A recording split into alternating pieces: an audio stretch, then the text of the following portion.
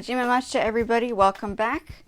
That's just my phrase that I use because I lived in Japan for maybe 9 years, back and forth. And so today is Cambodian New Year's.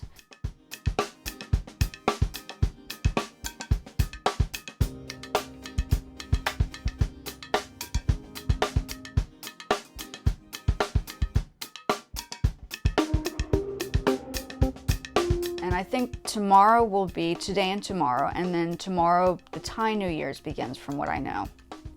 My husband's Cambodian, so we celebrated this morning, but I think it's important to know that I am more Buddhist than Christian or Anglican or Jewish.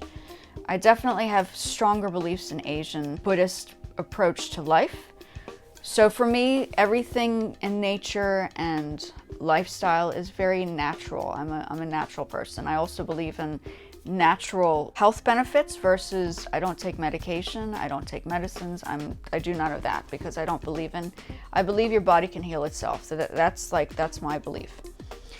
So today I just wanted to talk about, besides the track I've been working on, I did it live. It's very blotched at the beginning, but you can see that you have to come up with an idea and allow yourself to make those mistakes, because when you're composing a piece, it's not going to happen instantly. It doesn't just miraculously come out of nowhere. You have to remember these people who are producing and composing their songs, they're around people that are so used to making mistakes and errors that as they develop it, they know it will start transforming into something else.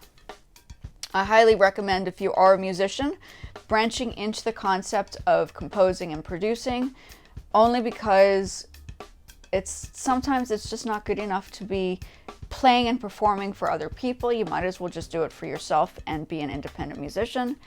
I'm also hearing that a lot of musicians are beginning to remove their music off social platforms because people in like Spotify and all those other places are using people's music without their consent sometimes, and it becomes problematic. I heard that Pharrell Williams has just released a new album, but instead of putting it on, he might use other platforms later, but right now he's put it on his website for free for people to download. It's very interesting. I have yet to hear it. It's called Virginia. Oddly enough, I live around the corner from Virginia. Pharrell, I believe, comes from like this area that I live in right now. So it's very interesting to see how people are using their own platforms to generate, and obviously Pharrell has, he's made it, so it's not like a big deal for him. He can just make it and allow people to download stuff for free. In some cases, it's not the case. Like, I can't do what he does, but I do believe that you can upload your music into platforms, allow people to listen to it, and if people are interested in purchasing, there are different ways to purchase it. People still apparently are purchasing, believe it or not, CDs. Like, I didn't know that. I didn't know people still purchase CDs, so I stopped using and making CDs years ago. But it's easy to do. It's very easy to do, to like make a CD. I can even show people how to do that. I think I have a CD converter of some sort somewhere. So I'm wearing one of the other garments that I've made. These are quick pieces. They're samples of everything. And yeah, I just wanted to let people know that you have to know that the world is changing, and the platforms that used to be good for pushing your music out are sometimes not always 100% perfect, because they're still trying to make money off of you, right? So the only solution is to be your own advocate and to actually put your music out in ways that you feel comfortable doing it, because it will help you and benefit you more than benefiting the companies that started the companies to create the platforms, because they're generating more money than the musicians. And mind you, if you're doing Spotify, you have to, I don't have it on Spotify. I'm sure my sister has on Spotify. I prefer my SoundCloud. I've known like for a while now that Spotify is having some complications. So I'm not even going to touch Spotify. I'm focusing on my SoundCloud. And then obviously YouTube, which is where you guys can hear my music. And I could eventually even set up my YouTube and Amazon myself, because I know how to do those too. To publish your own music on there, not a big deal. As long as the quality and the sound is good and the EQ and the mixing and mastering is great. You can quite easily, and I know I can do it, so it's not like impossible. I'm doing it this way because I feel confident that I'm doing it the way that's right for me, and I'm not following the trend, because a lot of people follow the trend. You gotta be your own advocate. That's just how it is, and I've heard lawyers in the music industry say the same thing. It's been lots of issues have occurred in the music industry lately within the social public platforms for music.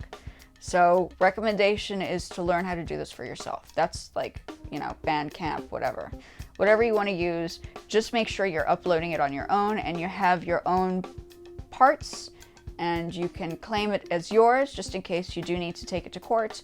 And there are royalty issues because people are so you have the proof. You have to have the proof.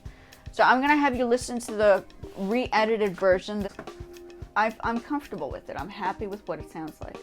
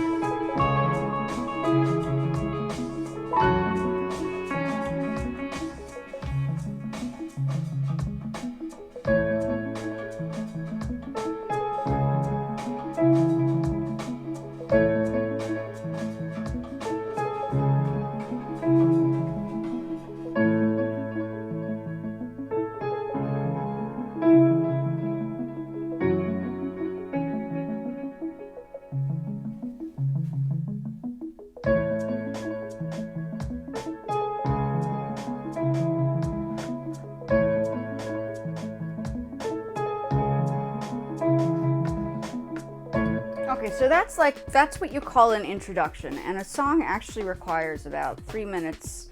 Lately, a lot of people have been recording and producing songs that are more or less 2 minutes, so everything's shortening. I think everybody's attention span has gotten shorter, which is interesting.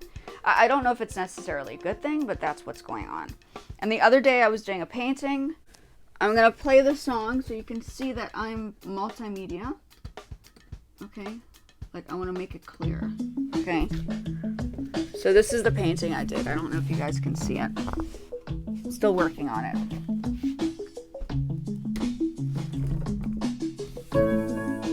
Okay, so you can see the painting. There's more work to be done.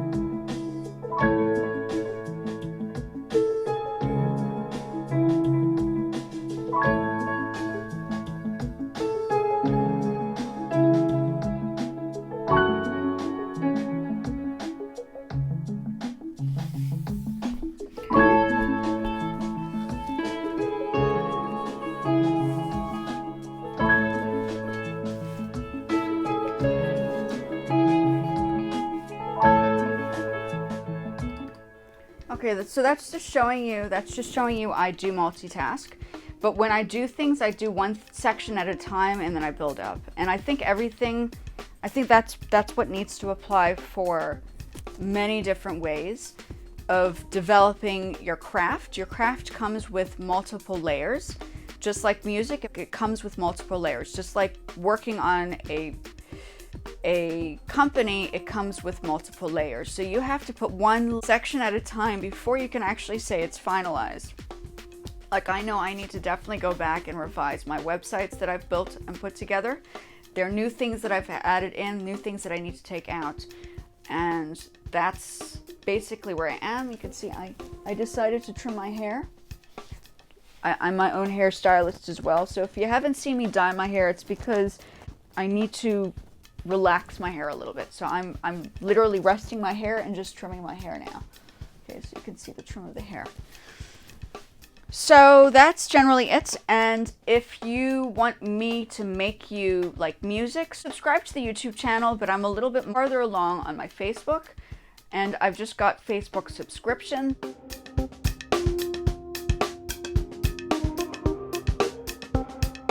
Go ahead, and if you're interested in me making music for you monthly and you need tracks for your reels, for instance, each month, depending on how much you're going to pay for the subscription, I will create a certain amount of songs and I'll put that in like a little information. I do have Fiverr, but I haven't used Fiverr too often. Fiverr is just a mechanism for payments because it helps make people secure or feel secure within a payment strategy. I don't like using things like PayPal.